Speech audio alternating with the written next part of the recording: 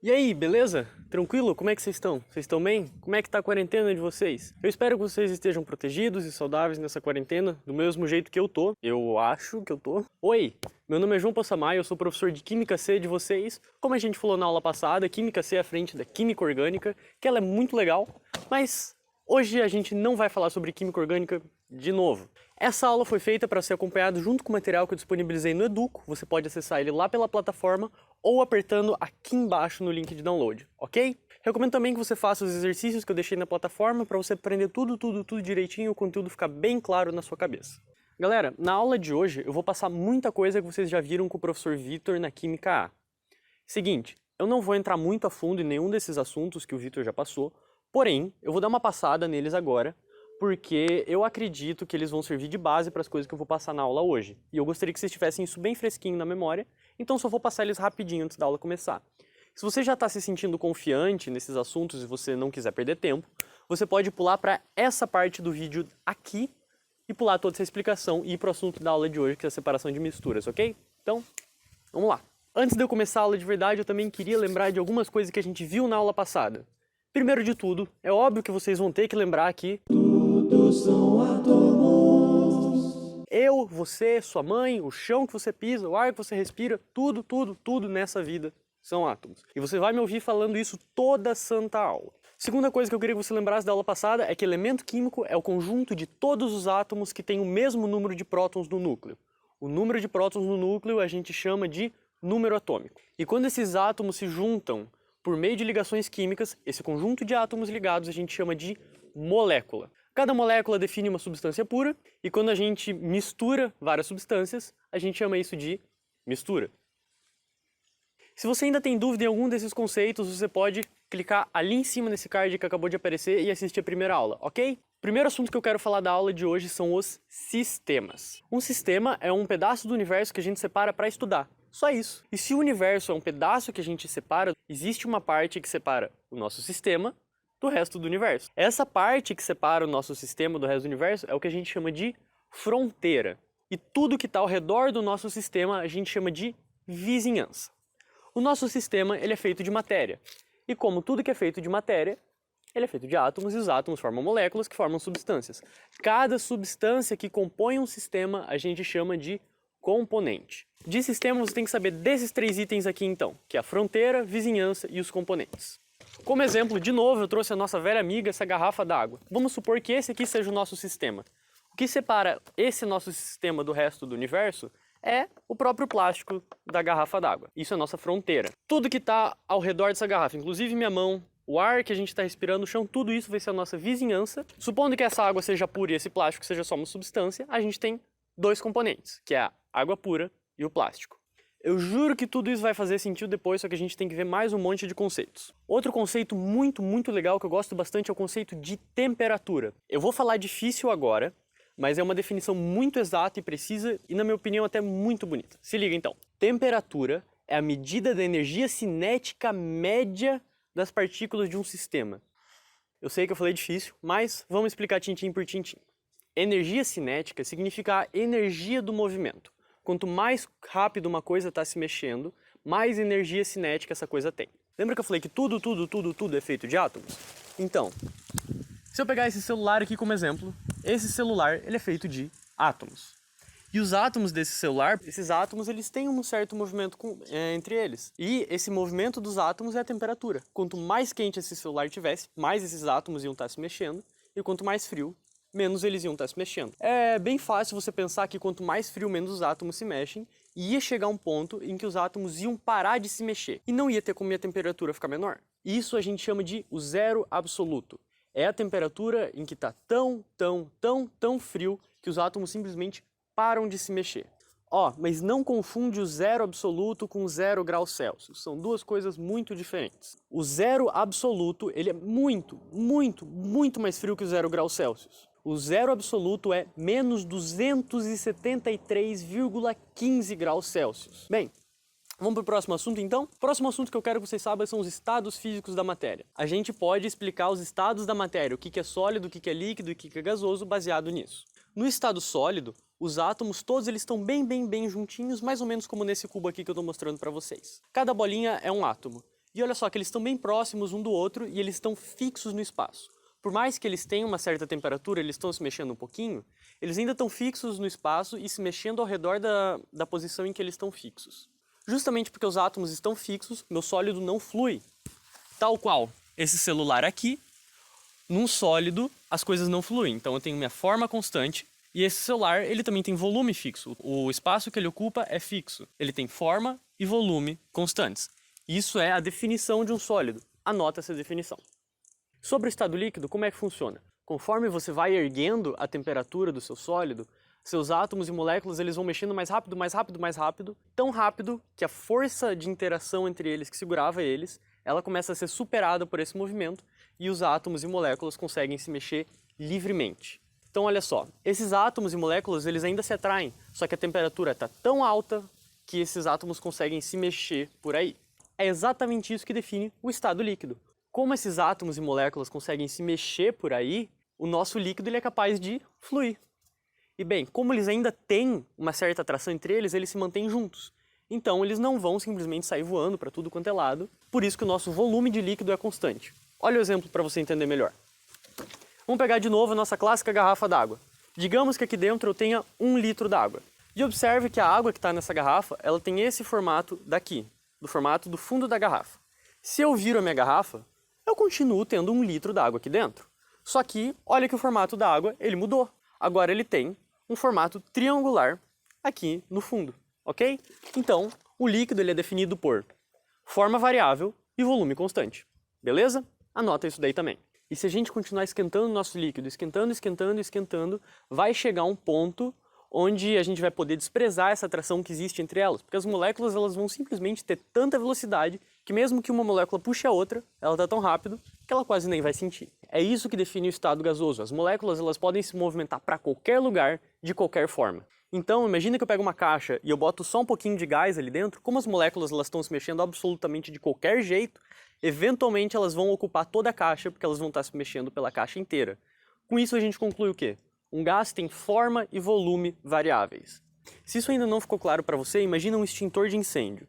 No extintor de incêndio, dentro dele, a gente tem gás carbônico. É um gás. E quando você aperta o gatilho para liberar esse gás carbônico, o que acontece? Ele sai do extintor e ele ocupa um volume muito maior e ele não fica do formato do extintor de incêndio. Então ele variou sua forma e o seu volume. Gases têm forma e volume variáveis. Anota isso. Eu não sei se você percebeu, mas com isso eu meio que expliquei também as mudanças de estados físicos. A temperatura em que um sólido vira líquido ela é muito bem definida. Essa temperatura a gente chama de ponto de fusão. E a temperatura em que um líquido vira gasoso ela é muito bem definida também e é o ponto de ebulição. Eu deixei essa imagem para vocês que mostra os 3 estados físicos da água: sólido, líquido e gasoso, que é gelo, água líquida e vapor d'água. E nessa imagem tem todas as transformações de estado físico. Pausa esse vídeo, dá uma analisada nessa imagem, analisa bem, olha os nomes, fusão, liquefação, solidificação, enfim. Dá uma olhada bem certinha e guarda com amor no seu coração todos esses nomes, ok? Agora a gente vai explicar o conceito de fase. Olha que legal. Fase é a parte de um sistema que tem as mesmas propriedades. Ponto final. Por exemplo, pega essa garrafa d'água aqui, clássica. Vocês vão ver muito ela ainda, galera. Imagina que eu separo um pedacinho d'água aqui. E eu separo outro pedacinho d'água aqui. Esses 2 pedacinhos têm as mesmas propriedades? Claro que tem, são a mesma água. E qualquer pedacinho d'água que eu pegar aqui vai ter as mesmas propriedades. Então, toda essa parte líquida aqui constitui uma fase. Mas, se você olhar agora, e a gente considerar a garrafa inteira como nosso sistema, se você olhar, essa água que está aqui dentro, ela tem propriedades diferentes do sólido que está ao redor, que é o plástico. Então, a água é uma fase, o plástico é outra, ok? Para explicar bem certinho o conceito de fase, vamos considerar um copo com água e gelo. Bem, galera, olha aqui. Aqui eu tenho um copo com água e gelo dentro dele. E o que a gente pode afirmar? Toda a parte de água líquida desse copo, ela tem as mesmas propriedades. Portanto, ela constitui uma só fase. E se você olhar, esse gelo ele tem propriedades diferentes da água. Bem, para começar, ele não é líquido, ele é sólido. Então, a gente pode afirmar com certeza que o gelo é uma fase diferente da água. Se o nosso sistema for a água e o gelo, a gente consegue afirmar que aqui dentro a gente tem 2 fases, uma fase líquida e uma fase sólida. E se a gente quisesse perguntar quantos componentes, quantas substâncias tem aqui, a resposta é que a gente tem uma só. A substância que a gente tem é água. Água líquida e água sólida. Portanto, um componente só, apesar de a gente ter duas fases, ok? Com isso, a gente também pode definir o que é um sistema homogêneo e o que é um sistema heterogêneo. Um sistema homogêneo é aquele que só tem uma fase. Só isso. E um sistema heterogêneo é aquele que tem duas ou mais fases. Como assim? Vamos te explicar. Considera aqui, por exemplo, água pura. A gente está ignorando o recipiente em todos, tá? Considera só água. A gente só tem uma substância ali e uma fase. Porque a água pura, ela só é uma substância. Aqui a gente só tem uma fase, porque a água pura, por toda ela tem as mesmas propriedades e, portanto, ela é uma só fase. Se a gente só tem uma fase, isso significa que o nosso sistema é homogêneo. Próximo exemplo é a água com gelo. De novo, a gente não está considerando o recipiente. A água com gelo, a gente tem duas fases, portanto, a gente tem uma Sistema heterogênea. Só que a água e o gelo são a mesma substância, então a gente tem só um componente, ok? Considera essa imagem de água e óleo que você está vendo aqui. Água e óleo não se misturam. Olha só para a camada de óleo. Por toda a camada de óleo, a gente tem as mesmas propriedades. Portanto, a camada de óleo é uma fase. E se a gente olhar agora para a camada de água, ela tem propriedades diferentes da camada de óleo. Portanto, ela é outra fase. Se o nosso sistema for só água e óleo, a gente tem duas fases. A fase do óleo e a fase da água. Lembrando, fase é a parte de um sistema que a gente consegue diferenciar da outra. Se você bater o olho e conseguiu ver que as duas são diferentes, você já sabe que esse sistema é heterogêneo. E esse aqui tem duas fases, portanto ele é heterogêneo, ok? E quantos componentes a gente tem? A água é uma substância e o óleo, eu estou te contando agora, ele também é uma substância. Então a gente tem dois componentes, beleza? Acredite se você quiser, nesse copo que eu estou te mostrando tem água com açúcar. Se você olhar, você não consegue separar onde que está a água e onde que está o açúcar, parece que é tudo uma coisa só. O que isso quer dizer? Quer dizer que se a gente não consegue diferenciar o que é o que é ali, a gente está falando de uma mistura, de um sistema homogêneo, porque ele só tem uma fase, que é a fase de água e açúcar. A gente está falando de uma coisa que tem dois componentes, um dos componentes é a água e o outro componente é o açúcar, só que como a gente não consegue dizer qual uma fase e qual é a outra, os dois são uma fase só. Na apostila tem um diagrama que resume tudo que eu falei até agora sobre sistemas e misturas. Você pode ir lá dar uma olhadinha e eu também deixei um exercício para vocês fazerem na apostila, ok? Esse exercício também está no Educo e o gabarito está no Educo. Tudo isso está na apostila, mas sabe o que não está lá? O que eu vou te falar agora. O leite, ele é homogêneo ou ele é heterogêneo? Satanás é ardiloso. Cuidado com a tentação, meu querido! Eu sei que você quis falar que o leite é homogêneo, porque olha só, o leite todo eu só vejo uma fase, portanto ele é homogêneo.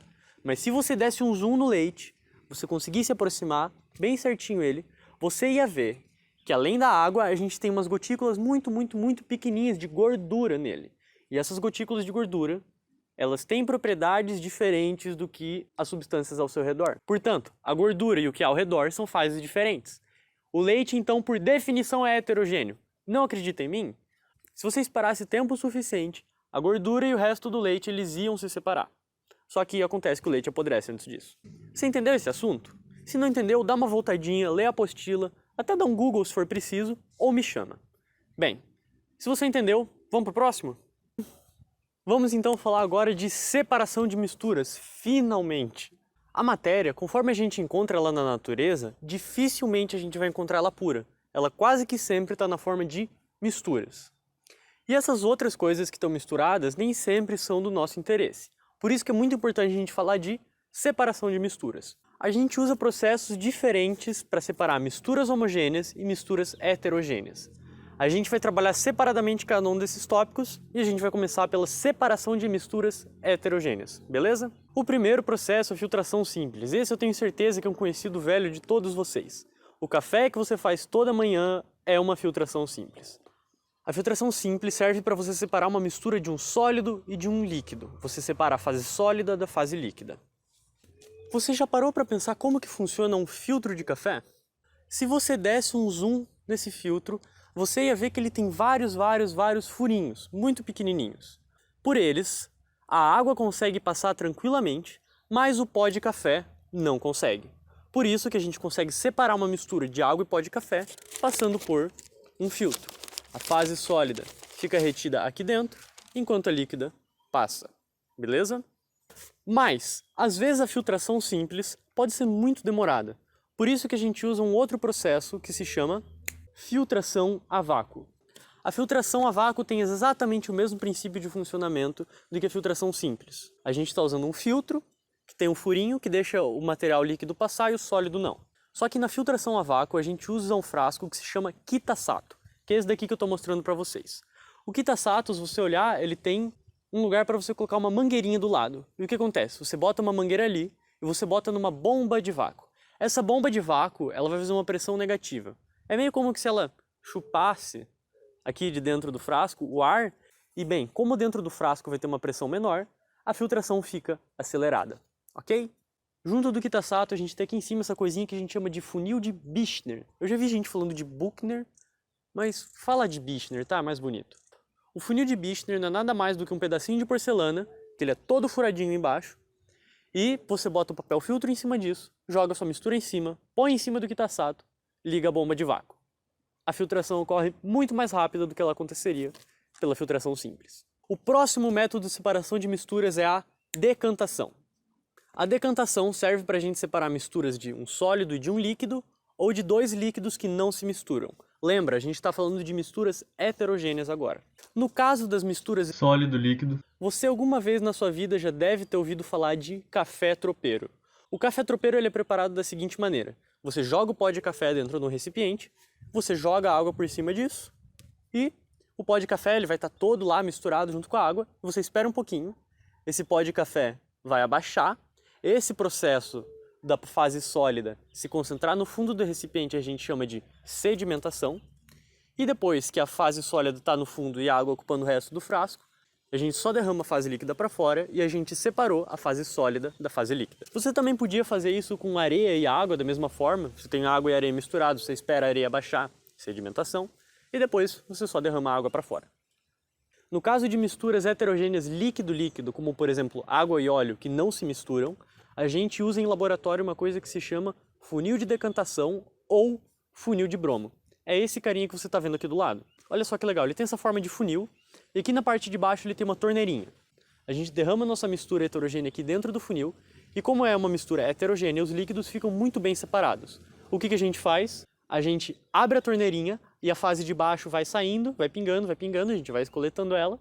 E quando está chegando perto da divisão entre os líquidos, a gente fecha a torneira e a gente separou a primeira fase. Pronto. Aí essa parte da divisão entre os líquidos, às vezes ela está um pouquinho misturada. Então a gente descarta essa fase, joga ela fora e depois a gente só coleta o resto do líquido. Pronto, a gente decantou, a gente fez a decantação de uma mistura líquido-líquido. Ah, e também tem a centrifugação, que não é nada mais do que uma decantação acelerada. Esse videozinho que eu estou mostrando aqui do lado é a centrifugação do sangue humano. O que acontece? A centrifugação ela roda as coisas tão rápido, que isso gera uma força centrífuga. Desculpa, Newton. E essa força, ela consegue separar a fase sólida da fase líquida muito bem. O sangue você podia esperar quanto tempo você quisesse que ele não iria decantar. A mesma coisa com o leite. Se você centrifugar o leite numa centrífuga muito potente, a gente consegue sim separar a fase de gordura e a fase aquosa do leite. Outro processo é a flotação. O nome chique para isso é sedimentação fracionada. É basicamente o seguinte. Imagina que você tem uma mistura de areia e serragem. Serragem, para quem não sabe, é raspinha de madeira. Você derrama água em cima de tudo isso, a areia não boia, ela fica na parte de baixo do recipiente. Ia ser muito estranho se a areia boiasse, já imaginou como é que ia ser o mar. E a serragem, ela boia, então ela vai para cima. Então, a flotação é você separar dois sólidos baseado na densidade deles, ou baseado se um boia e o outro não. Também tem a catação. Como o nome mesmo sugere, catação é literalmente você catar as coisas com a mão. É a separação manual de sólidos. Imagina que você tem grãos de feijão e arroz misturados e você quer separar eles, você separar na mão, grão de arroz, grão de feijão, o nome disso é catação. É o mesmo processo que eles utilizam em empresas de reciclagem, entre separar o que lixo que é plástico, o que lixo que é vidro, o que lixo que é não sei o que, enfim. Outro meio de separação de misturas é a peneiração. A peneiração serve para você separar uma mistura de sólidos que tem tamanhos diferentes. Então imagina que você tem uma mistura de pedrinhas e uma mistura de areia. Os dois estão totalmente misturados. Como é que você faz? Você joga tudo isso por uma peneira, a areia passa, as pedrinhas não. Agora vamos falar da levigação. É um pouquinho difícil de entender essa de primeira, mas eu juro para você que não tem nada demais. A levigação, ela separa partículas muito pequenininhas, como do tamanho de um grão de areia, baseado no quanto que a água consegue arrastar essas partículas. O que os garimpeiros de ouro têm? Eles pegam do chão uma mistura de ouro e areia. E o ouro, nessa areia, ele é uma partícula muito, muito, muito pequenininha. Até difícil de ver a olho nu. E qual que é? Essa partícula de ouro, ela é muito, muito mais pesada do que um grãozinho de areia. Então, quando a gente passa água por cima de tudo isso, a água consegue levar a areia embora e os grãozinhos de ouro ficam. A gente separou, então, o ouro da areia. Separação magnética. Cara, essa eu acho muito legal. A separação magnética, ela separa uma mistura de dois sólidos, em que um sólido é atraído por um ímã e o outro não. Só isso. Imagina num ferro velho, por exemplo. Lá no ferro velho a gente tem tudo quanto é tipo de lixo. A gente tem plástico, a gente tem metal. E como é que a gente vai separar aquele monte de lixo? É muito ineficiente fazer isso na mão. Se você já viu Toy Story, você sabe do que eu estou falando. É só você botar um ímã por cima dessa mistura e as coisas de ferro vão ser atraídas pelo ímã e as coisas de plástico vão ficar quietinhas ali embaixo. Pronto, você separou uma mistura baseada em quem é atraído por um ímã e quem não é. Separação magnética. Tem também a dissolução fracionada. Essa é bem legal. Ela separa sólido e sólido e ela separa os dois baseados na diferença de solubilidade dos dois. Imagina que você tem uma mistura de areia e sal. Você joga água nessa mistura e mexe. O sal se dissolve, a areia não. E o que você faz? Você espera a areia sedimentar embaixo e você tira a água, você faz a decantação. Pronto, você separou a areia e ficou com água com sal aqui. Como você faz para separar a água do sal, a gente vai ver daqui a pouquinho, ok? Tem também a destilação por arraste de vapor. Essa daqui eu nunca tinha ouvido falar até cair no Enem de 2016 e eu errar essa questão. A destilação por arraste de vapor, ela geralmente é usada quando eu quero separar compostos que são sensíveis à temperatura. Existem alguns compostos que, se eu aquecer eles são destruídos, eu perco esses compostos. Um dos usos da destilação por arraste de vapor é a gente extrair óleos de plantas. Ele funciona dessa forma. Aqui eu tenho um recipiente onde eu aqueço a água e isso forma vapor d'água. Esse vapor d'água, então, ele vem e chega aqui nesse outro frasco onde tem o nosso material vegetal. Esse vapor d'água ele consegue captar gotículas de óleos vegetais que estão ali no meio e esse vapor, então, continua aquecido e segue até um condensador. O condensador não é nada mais do que um tubo resfriado. Esse vapor, então, com os óleos vegetais, condensa ali e escorre até ser coletado naquele frasco. Agora que a gente viu tudo isso, vamos ver as técnicas de separação de misturas homogêneas. Segunda parte da nossa aula. Terceira? Quarta? Quinta? Não sei.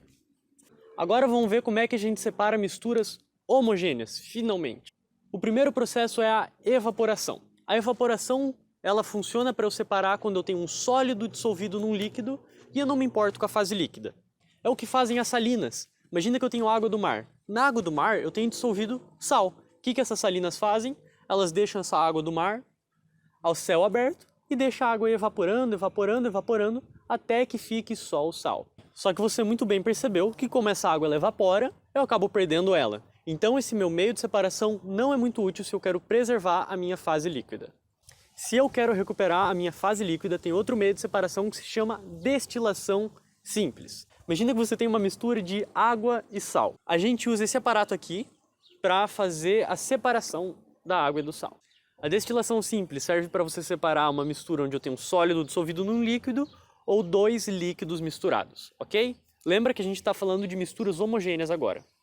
Para fazer a sua destilação simples, você vai precisar de um balão de fundo redondo, que é esse frasco aqui, de um condensador e de algum frasco para coletar o que vai sair do condensador. O condensador não é nada mais do que um tubinho onde eu passo água fria nele para resfriar meu vapor. Então, aqui nesse frasco onde eu tenho água com sal, eu começo a aquecer isso, aquecer. Essa água vai começar a entrar em ebulição e vai começar a soltar vapor. O vapor da água, então, vai subir pelo caninho, vai passar pelo condensador, onde ele vai encontrar uma superfície muito fria, e esse vapor, então, vai condensar, virar líquido, e esse líquido vai escorrer e ser coletado nesse frasco. Quando evaporar toda a água, vai sobrar só o sal no nosso balão, e a gente vai ter coletado toda a água que evaporou aqui. Pronto, separamos uma mistura de água e sal, preservando a fase líquida e a sólida, ok? Vamos falar agora da destilação fracionada. Serve para separar misturas líquido-líquido. E esses líquidos precisam ter pontos de ebulição diferentes. Olha essa imagem. Ela é quase que igual ao que a gente usou para fazer a destilação simples. A única diferença é que a gente tem uma coluna de fracionamento. A coluna de fracionamento não é nada mais do que uma coluna que ela é bem comprida e quanto mais próxima do fogo, mais quente ela é, E conforme você vai subindo, ela vai esfriando. Para você entender melhor, imagina que a gente tem dois líquidos aqui no nosso balão. A gente tem um líquido A, de ponto de ebulição de 80 graus, e um líquido B, com ponto de ebulição de 60 graus. Ponto de ebulição, só para lembrar, é a temperatura em que um líquido ferve. Quando a gente começa a aquecer essa mistura, os dois líquidos começam a soltar vapores, só que, conforme esses vapores vão subindo pela coluna de fracionamento, ela vai esfriando. Então o líquido que tem o ponto de ebulição maior, o líquido que é menos volátil, ele acaba se condensando e ele escorre de volta para o nosso balão de fundo redondo. O líquido mais volátil, ele continua seu caminho, chega no condensador, condensa e esse líquido é coletado. E o processo é repetido até que os dois líquidos estejam completamente separados. E a gente sabe que esses líquidos vão estar completamente separados quando a gente atingir o ponto de ebulição do líquido menos volátil, ok? Esse também é o processo que a gente utiliza para separar as frações do petróleo. Faz sentido, né? Destilação fracionada, frações do petróleo. Para explicar essa parte das frações do petróleo, eu deixei essa imagem para vocês aqui, ela também está na apostila. Se você quiser pausar o vídeo e dar uma olhada nela, sinta-se à vontade. Só que relaxa, lá para frente do nosso ano, quando for falar da química do petróleo, eu vou comentar muito melhor sobre isso daqui, beleza?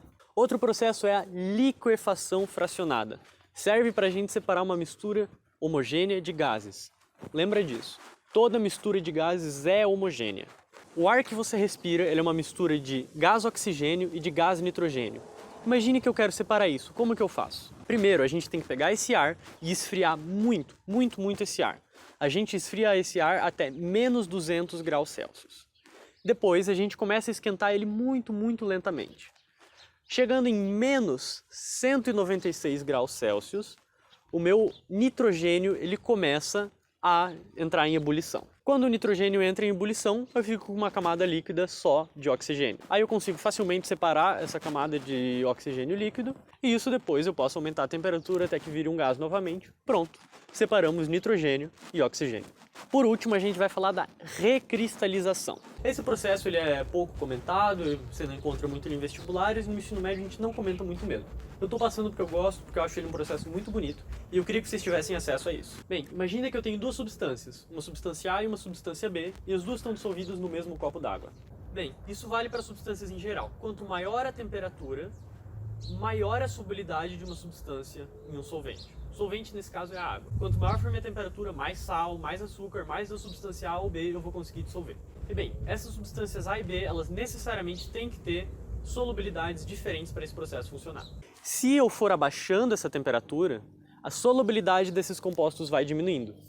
E o que acontece? Essa solubilidade pode diminuir tanto, que um desses compostos sai da solução.